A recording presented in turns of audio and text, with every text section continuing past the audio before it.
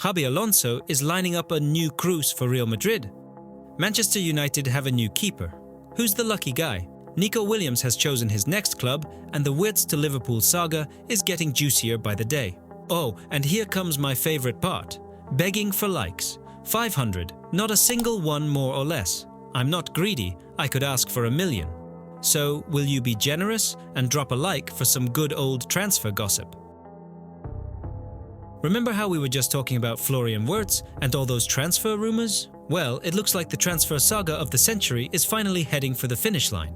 Here's the situation. The Reds simply aren't backing down in their pursuit of the German wonder kid. And the biggest twist? Wirtz himself is desperate to play at Anfield. Forget Bayern and all their efforts. Wirtz has made it crystal clear. He's drawn to Arne Slot's project, not Vincent Kompany's.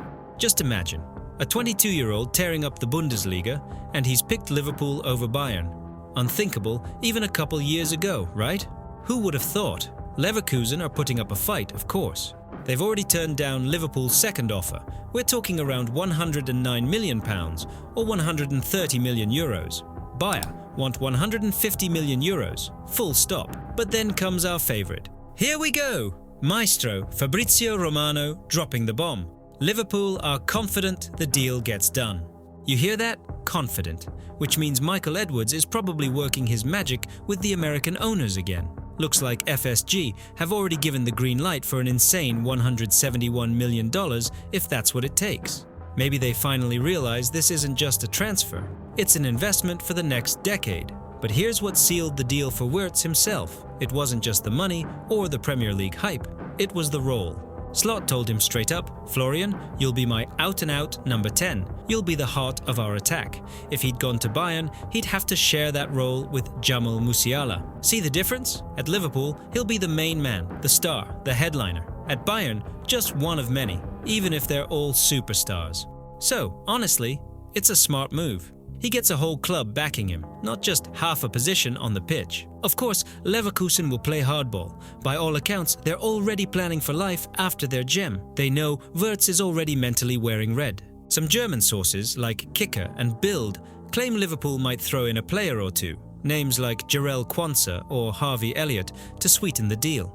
But let's be honest, I doubt Leverkusen bite. Why take undervalued players when you can just cash in for the full price? Quansah and Elliott aren't exactly game changers in a deal like this. Feels more like Liverpool trying to knock the price down, but Leverkusen know exactly what they're sitting on.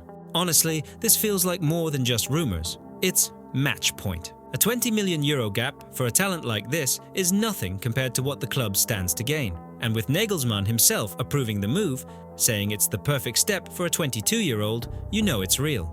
So now it's just a matter of waiting for the final offer and announcement. If Michael Edwards really has the green light for the full 150 million euros, it's only a matter of time.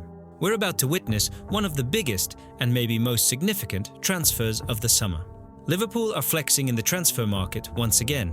You know, Wirtz has already made up his mind and made his intentions clear. Meanwhile, 80% of my regular viewers still can't seem to make up their mind about the subscribe button. You've been watching for years and I'm still not your official channel? That stings. Seriously, hit subscribe. I'm not just talking about Wirtz, I cover a lot more too. And honestly, it's not as hard as convincing Bayer to part ways with 150 million, is it? Don't forget, what do you think? This could be the most expensive signing in Liverpool's history. But isn't he worth every penny? Drop your thoughts in the comments. Looks like Arsenal have finally decided that one Martinelli just isn't enough. They're ready for some serious firepower. The name at the top of their wish list right now: Nico Williams from Athletic Bilbao. Yeah, the same guy who racked up 18 goal contributions last season and has already built a reputation as a real wunderkind. But let's be honest, who wouldn't want him? Of course, Chelsea are already lurking around, because what's a transfer window without the Blues getting involved? It's basically tradition at this point. Just imagine the battle for this Spanish star that could break out this summer. Arteta seems determined. He desperately needs new energy in attack, especially since Gabriel Martinelli looked, well, let's just say, on holiday all season. Nico is exactly the type of player who brings pace, unpredictability, and goals from the wing.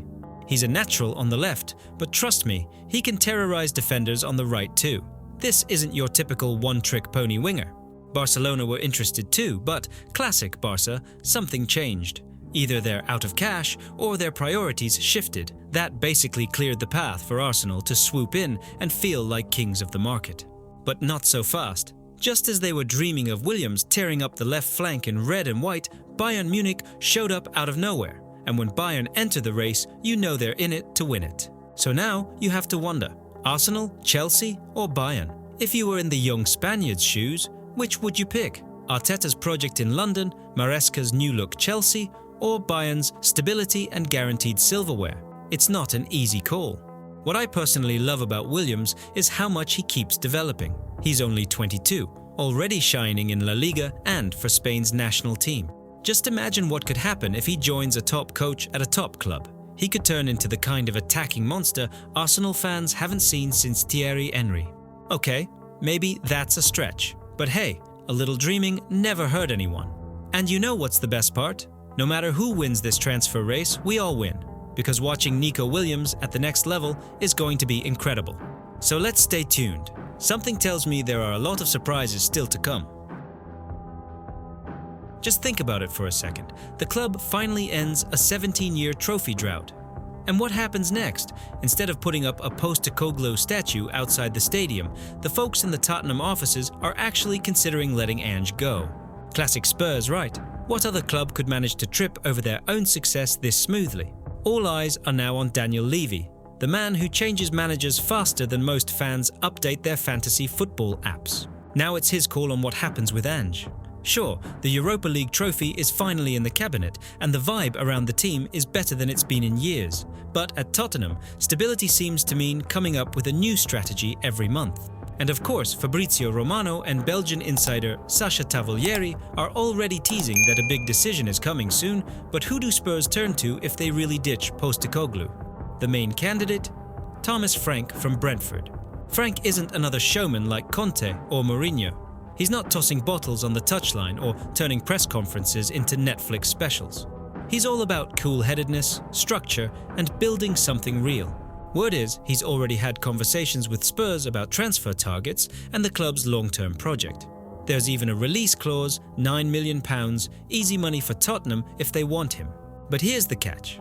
Thomas Frank isn't the kind of guy who brings fireworks right away. He builds teams brick by brick, develops young players, and squeezes the maximum out of every squad, even when half of them are stuck in the treatment room.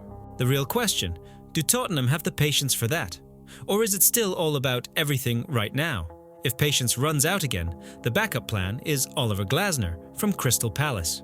This guy has basically resurrected the Eagles, turned them from a boring flat team into real fighters who actually knocked out Guardiola's Manchester City in the FA Cup final. Now that's a proper football fairy tale. But even with Glasner, you have to wonder, does he have what it takes to handle a club as unpredictable as Spurs? So here we are, Tottenham at another crossroads. Do they go down the long road of development with Thomas Frank, or do they roll the dice again with someone who'll bring instant drama and excitement? What do you think? Should Spurs jump straight back into the chaos, or finally try to build something solid for once?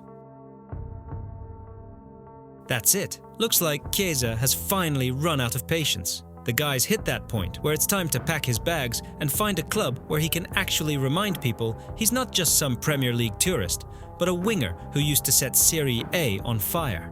But honestly, who could have guessed that his move from Juventus to Liverpool for just €15 million would end up being a ticket to the bench, not the pitch? Check this out. All season, Fedi's played just 466 minutes in 14 games. That's like turning up to a FIFA tournament, picking up the controller, and 5 minutes later, someone tells you, "All right, thanks, next player."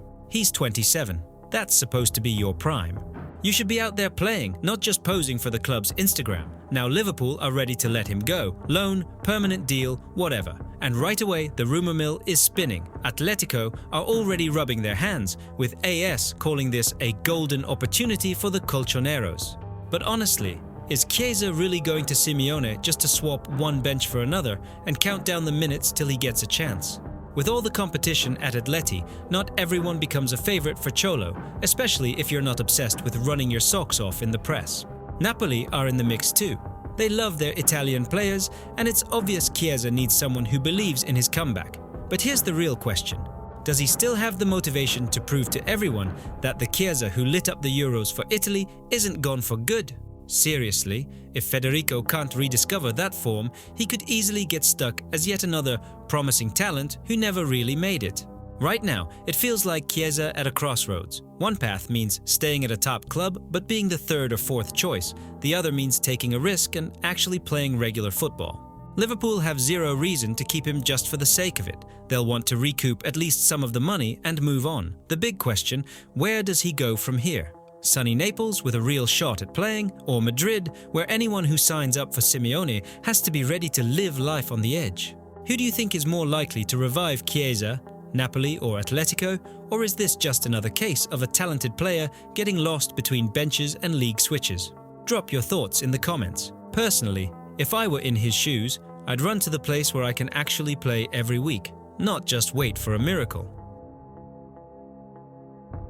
Madrid have finally decided it's time to completely refresh their legendary midfield, and guess who's suddenly the top candidate to don that iconic white shirt and show off his tricks at the Santiago Bernabeu? Yep, it's Angelo Stiller from Stuttgart. Wait, don't rush to Google him just yet, let me fill you in. A year ago, only the most hardcore Bundesliga fans knew this 24-year-old's name. Now, he's suddenly at the heart of one of the biggest transfer sagas of the summer. But seriously, how does a player bought for just 5.5 million euros suddenly jump to being worth 50 or even 60 million in a year? What are they putting in the water in Germany? Some secret price-boosting elixir? Anyway, let's get to the point. Real Madrid's new head coach is Xabi Alonso, a guy who was basically the definition of a classic midfielder himself. Now he's building his own dream team, and Stiller is pretty much tailor-made for him. Ball control, passing range, an incredible football IQ. He's like a young Xabi Alonso, just without the beard or the decades of experience. And here's the real kicker. Madrid have already reached an agreement with Stiller himself. Now they just need to convince Stuttgart. But the Germans aren't pushovers. Stiller's got a release clause, 36 million, but it doesn't kick in until 2026. Right now, Stuttgart's bosses are boldly asking for a straight-up 50 million euros. Classic German business, right? A big club shows up and the price instantly doubles. And on top of that, Stiller's agent isn't just anyone. It's Volker Struth, a guy with serious sway on Stuttgart's board. Talk about knowing how to pick an agent who'll get you the juiciest career possible. But Madrid seem determined to go all the way. According to insider reports, everything's basically agreed and they're about to put 60 million on the table. This isn't just an investment. This is Madrid going all in, willing to pay over the odds to lock down this technical midfielder. Alonso isn't pushing for this deal just for show. He wants to build a team that can not only run and shoot, but actually think on the pitch. That's exactly the kind of brain Stiller is supposed to be for Madrid in midfield. Just imagine it, this guy spraying passes to Vinicius and Rodrigo, and the Bernabeu crowd back on their feet, applauding like old times. Isn't that the dream? Long story short, the deal's almost done. Contract until 2030, promises of a major role, the full package. And you know what? I wouldn't be surprised if, in a couple of years, this guy turns into Madrid's new icon. What do you think? Worth the money, or just another example of overpaying for a Bundesliga player? Let me know in the comments. Looks like Manchester City are finally getting serious about revamping the squad and top of the list, sorting out that never-ending problem at left-back. After years of patchwork solutions, they've set their sights on a guy from Wolves, Rayan Aït-Nouri, just 23 years old. So, why him? Well, think back to the pain on City's left flank. Pep tried everything. Gvardiol, who's a centre-back by trade, spent the whole season grinding it out on the wing. Now, City have clearly decided it's time to get a real left-back, someone who can not only defend, but also offer something going forward. And the hype around Aït-Nouri is off the charts. People are already comparing him to João Cancelo, the kind of fullback who can pop up in midfield, wreak havoc out wide, and pick out a killer pass. They say Aït-Nouri is just as wild with the ball at his feet, just as inventive, totally comfortable in tight spaces. He can stay wide or cut inside, just how Pep loves it. That kind of flexibility in attack? City have lacked that at times, especially when the wingers haven't been firing.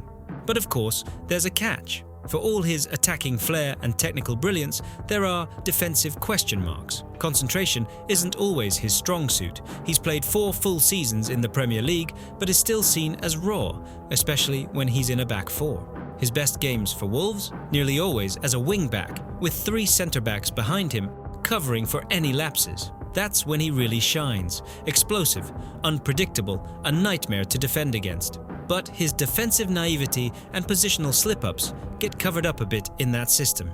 Convenient, right? On the flip side, when he bombs forward, he's a real threat. He's got pace, he's strong, everything you'd want in a top fullback if you can polish up the defensive side. And let's be honest, if anyone can do that, it's Pep. Or maybe not. We've seen plenty of players turn into absolute monsters under him. So City want this guy, despite all the questions about his defending. Why? Because his attacking potential outweighs the risks, and Pep is apparently a huge fan. What about the deal itself? Nothing official yet. No announcement, no signatures, but all the sources are shouting, it's close. Both clubs are happy with how talks are going, and the player himself is desperate to get to Manchester. City are confident it'll get done. No official fee yet, but Transfermarkt lists 35 million euros. Wouldn't be shocked if it ends up higher. And they want it wrapped up before June 14th, when the Club World Cup kicks off. It all fits Pep's rumoured master plan for a big summer overhaul, bringing in players who are already proven in the Premier League. And for all his defensive weaknesses, Ait Nouri's got 4 seasons of Premier League experience, and that counts for a lot. So get ready. We might be seeing another super attacking fullback in the Premier League next season. The big question, can Pep turn Ait Nouri into a top player without the defensive gaps? Or will those lapses cost City in their hunt for more trophies? Either way, if this transfer goes through, it's going to be interesting, to say the least. Let me know what you think in the comments. So, is Emi Martinez finally ready to make that big move? Just think about this guy's journey, from being Arsenal's backup keeper to World Cup winner and, honestly, one of the best goalkeepers on the planet right now. Who could have imagined Emi, the eternal understudy, would turn into an absolute wall and start racking up trophies left and right? And now it looks like Aston Villa might have to say goodbye to their fan favourite. Remember that match against Spurs, when Emi waved to the crowd like he was saying a not-so-subtle farewell?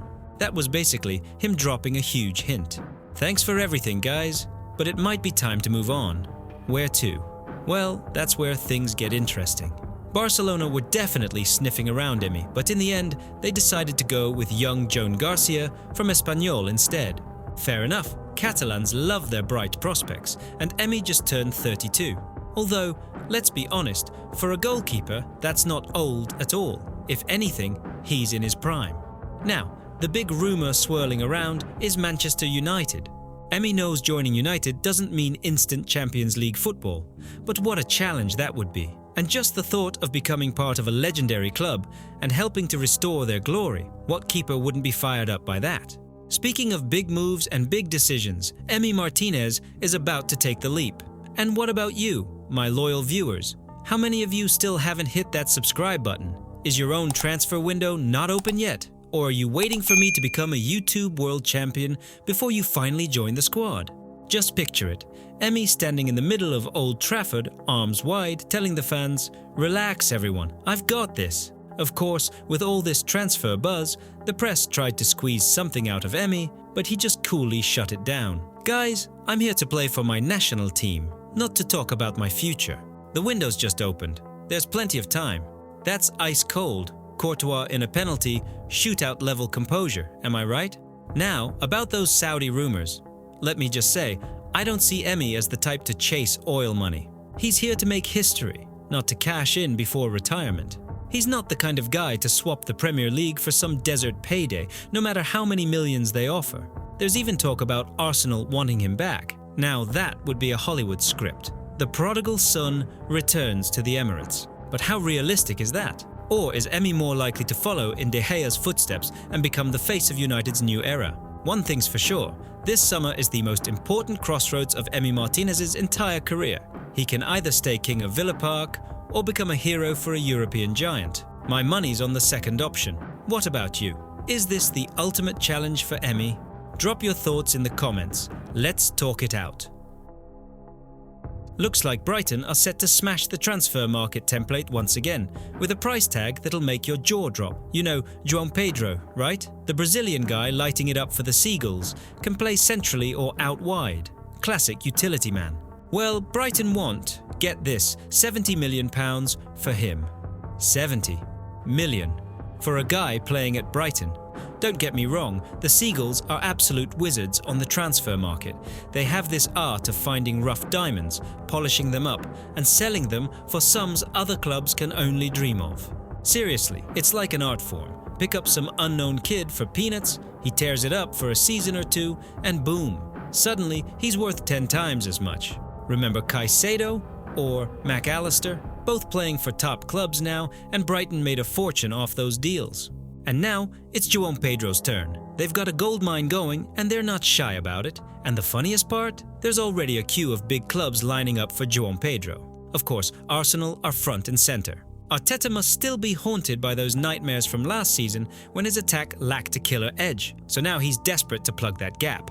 JOÁO Pedro, young and Brazilian, fits the bill. Liverpool are also sniffing around, keeping a close eye on the situation. Thankfully, Chelsea seem to have sat this one out. They've got enough striker drama of their own. But let's be honest, 70 million? JOÁO Pedro is talented, no question. He's young, tons of potential, but he's not Haaland or Mbappe. Is he really worth that kind of money? Plus, there are rumours floating around about some bust-up involving Pedro behind the scenes at Brighton. The club insists it's not a factor. They say they don't want to sell, he's a key player, all that. But maybe it's just a clever move. Oh, we've got a little conflict, but we value him so highly, the price just went up. Classic Brighton.